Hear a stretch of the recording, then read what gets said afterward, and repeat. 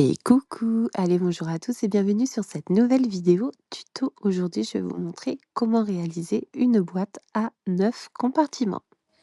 Pour cela, vous allez avoir besoin de la ligne de rainurage ou de la roue de rainage, un tapis donc très grand, 30 par 60, deux feuilles colorées en 200 grammes minimum et vous allez avoir besoin de feuilles acétate.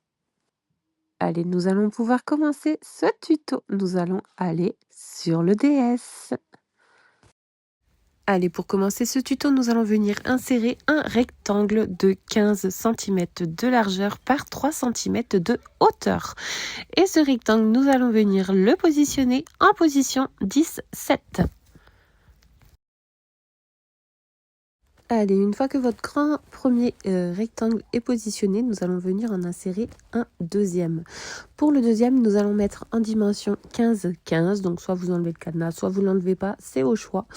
Donc, vous allez mettre 15 cm par 15 cm et on va venir le positionner en position 10-10 pour que tout simplement, il vienne se coller au vert clair. Ensuite, nous aurons besoin une deuxième fois donc de ces deux rectangles. Donc là, au choix, soit vous allez faire dupliquer pour les deux, ou soit vous faites tout simplement dupliquer un par un. Pour ma part, je sélectionne les deux, je les duplique et je vais venir les positionner cette fois-ci en position 10-25. Position 10-25. Et du coup, il va nous manquer plus qu'un petit rectangle vert clair. Donc pour cela, nous allons le dupliquer et on va venir le positionner tout simplement en position 10-43. 10-43 pour la position. Nous allons maintenant venir travailler sur les côtés de notre boîte et pour cela, nous allons avoir exactement besoin de la même taille que le rectangle vert clair. On va le dupliquer et on va lui faire une rotation de 90 degrés. On va en avoir besoin de 4. Donc le premier, on va les mettre en position 7-10. Donc le premier, on va le mettre en position 7-10. On va le redupliquer une nouvelle fois et on va venir le mettre en position 25-10 pour cette fois-ci, pour qu'il soit donc sur le côté de droite de notre carré vert. Nous allons le dupliquer une deuxième fois et le mettre en position 7-28 pour qu'il soit en dessous. Et nous allons le dupliquer une dernière fois et on va le mettre en position 25-28. Donc là, nous avons tous les contours de notre boîte pour qu'elle puisse fermer exactement correctement. Il va nous manquer que les languettes pour pouvoir venir fermer notre boîte. Pour cela, on va faire la technique des languettes. Donc la technique des languettes, c'est pas compliqué chez Sandy, donc chez moi, chez la Fada. On prend tout simplement un pentagone, on l'agrandit et on va venir prendre un carré. Pour travailler notre arête, donc notre languette, la partie qu'on va coller, je vous mets deux couleurs. Donc comme je vous le montre à chaque vidéo, je laisse juste un tout petit peu le pentagone dépasser sur le dessous de mon rectangle violet. Je vais vous zoomer pour que vous puissiez voir. Et ensuite, je sélectionne les deux et je vais faire associer, retirer et il va me rester que ma languette en forme de bateau. Je vais donc venir la redimensionner, je vais mettre 3 cm de large et je vais mettre 1,5 cm de hauteur. Donc c'est des languettes et je mets 1,5 cm de hauteur pour que vous puissiez coller votre scotch double face plus simplement, plus c'est large et mieux c'est. Ensuite, je vais venir lui faire une rotation de 90 degrés et puis je vais venir la positionner 3 fois sur les côtés de gauche. Donc la première, je vais la positionner en position 8,5-7. Donc elle va venir tout en haut. Donc je la mets position 8,5-7 comme je vous ai dit. Ensuite, je vais la dupliquer et je vais venir en remettre une autre en position 8,5-25. Oui, j'ai mon clavier qui était un peu fou sur le coup, donc du coup, il m'a mis plein de positions, mais vraiment pas les bonnes. Hashtag la loose en plein live. Du coup, en plein tournage de vidéo, c'est un peu moyen. Bref, 8,5-25 du coup pour la deuxième. Et ensuite, pour la dernière, nous allons mettre position 8,5-43. Donc, position 8,5-43 pour la dernière. Allez, ensuite, une fois que j'ai mes 3 languettes de bien positionnées, je vais venir tout simplement sélectionner mes 3 languettes. Donc, soit vous le faites au niveau du Design Space ou soit vous le faites dans vos calques à droite. Vous allez pouvoir les dupliquer. On va lui faire une petite symétrie axe vertical que vous trouvez en haut. Et ensuite, nous allons tout simplement venir les positionner. Donc, pour la position, ce sera 25,7. Donc, 25,7 pour la position. Allez, comme vous pouvez le voir, nous avons vraiment notre boîte en entière. Il va nous manquer plus que les lignes de rainurage. Mais avant de les insérer, nous allons venir sélectionner donc tout notre design. Donc toutes les pièces noires, toutes les pièces vertes et toutes les pièces de vert clair. Et nous allons faire associer, souder. Et une fois que votre projet est soudé, normalement, vous n'avez aucune ligne au milieu. Si vous avez des lignes au milieu, n'hésitez pas à jouer avec le clavier pour pouvoir remonter ou tourner à droite ou à gauche vos formes pour faire diminuer les traits. Nous allons venir insérer une ligne de rainurage de 39 cm et nous allons venir en positionner deux. Donc la première, 39 cm, nous allons la positionner en position 10-7. Donc position 10-7. Et pour la deuxième, vous allez pouvoir donc dupliquer la première et vous allez venir la positionner en position 25-7. 25-7. Ensuite, nous allons reprendre de nouveau une ligne de rainurage que nous allons mettre en 15 cm. Mais nous allons lui faire une rotation de 90 pour qu'elle soit allongée. Une fois que vous avez la rotation qui est effectuée, on va venir remplacer 4. Donc la première sera en position 10-10. Donc toujours notre point de départ. La deuxième position 10-25, donc avant le côté. La troisième position 10-28, donc à la fin du côté et du rabat. Et ensuite la dernière en position 10-43. Allez, une fois que vous avez effectué toutes vos lignes de rainurage et que vous les avez positionnées correctement, il ne vous restera plus qu'à sélectionner le résultat de votre soudure plus vos 6 lignes de rainurage et vous pouvez faire attacher. Nous allons ensuite venir mettre notre design sur le côté pour qu'on puisse faire les intercalaires. Alors les intercalaires, il y en aura de deux sortes différentes. Il y aura des intercalaires, deux intercalaires d'une forme et deux intercalaires d'une autre forme pour pouvoir venir les emboîter les uns avec les autres. Allez, pour commencer notre intercalaire, nous allons venir insérer un rectangle de dimension 15 de largeur par 6 de hauteur. Et nous allons venir le positionner en position 10-10. Allez, comme d'habitude, je vous les mets en couleur afin que vous puissiez mieux voir un petit peu. Et j'essaye de vous zoomer du mieux que je peux pour que vous voyez vraiment tout ce qui se passe à l'écran. Une fois que vous avez bien votre rectangle de positionné, on va venir choisir une forme. Donc là, je vais vous montrer la forme. C'est celle-ci. Donc c'est un rond étiré avec des côtés plats. Voilà, on va l'appeler comme ça. Vous allez venir cliquer dessus et donc au niveau de la dimension, vous allez pouvoir mettre 0,3, donc 3 mm par 3,6 cm. Donc là, vous allez obtenir un truc très très fin. Et donc du coup, il nous en faudra deux. Donc la première, on va venir la positionner à 14,85. Donc 14,85 et dans l'autre sens, 11,2. 14,85, 11,2. Pour la deuxième, donc vous allez pouvoir dupliquer celle-ci et on va venir la positionner en position 19,85 par 11,2. 19,85 par 11,2. Allez, une fois que vos deux formes seront placées correctement, il vous suffit juste de sélectionner votre forme jaune et vos deux formes jaunes claires. Et vous allez tout simplement faire associer, retirer. Donc du coup ça va trouer votre rectangle. Ensuite on va venir ajouter une ligne de rainurage. On va mettre 15 cm, rotation 90 et position 10-13. Position 10-13. Et ensuite vous allez pouvoir venir sélectionner le résultat de votre soudure plus du coup votre ligne de rainurage et vous allez pouvoir faire attacher. Donc celle-ci, nous en faudra deux pour la suite, mais pour l'instant, je vous en mets qu'une. Je vais vous la descendre un petit peu en bas, comme ça vous allez bien comprendre que l'autre, on va faire exactement la même chose, mais les trous vont être sur les parties extérieures. Du coup, on revient insérer de nouveau un rectangle et on va mettre donc la dimension exactement la même que tout à l'heure. Du coup, 15 par 6 cm de hauteur. On va venir la positionner en position 10-10 pour travailler, c'est beaucoup plus simple. Allez, pour celle-ci, je ne vais pas prendre la même forme. Je vais venir choisir mes langues de chat comme ceci. Et pour la dimension, je vais mettre 0,3 par 1,8 cm de hauteur.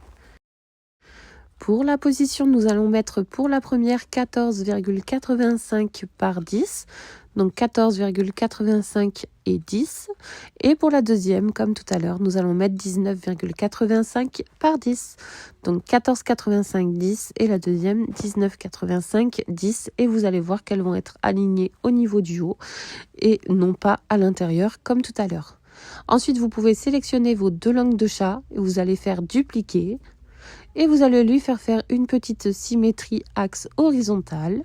Donc symétrie axe horizontale et vous allez pouvoir venir les positionner en 14,85 par 14,4.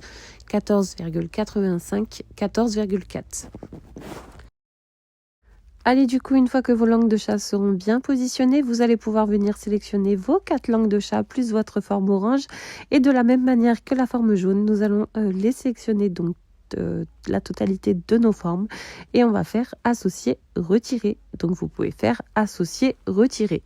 Il ne nous restera plus qu'à insérer notre ligne de rainurage exactement de la même manière que pour la forme jaune de tout à l'heure. Ligne de rainurage 15 cm, rotation 90, position 10-13. Position 10-13. Je sélectionne ma forme orange plus ma ligne de rainurage et je vais faire attacher. Votre projet est ainsi terminé. Donc là, vous avez votre boîte plus les intercalaires. Je vais vous montrer les différentes manières de faire votre boîte. Donc dans un premier temps, on les duplique 2 fois puisque c'est un 9 cases. Donc il vous faudra 2 intercalaires de chaque. Pour l'instant, je vous les mets ici.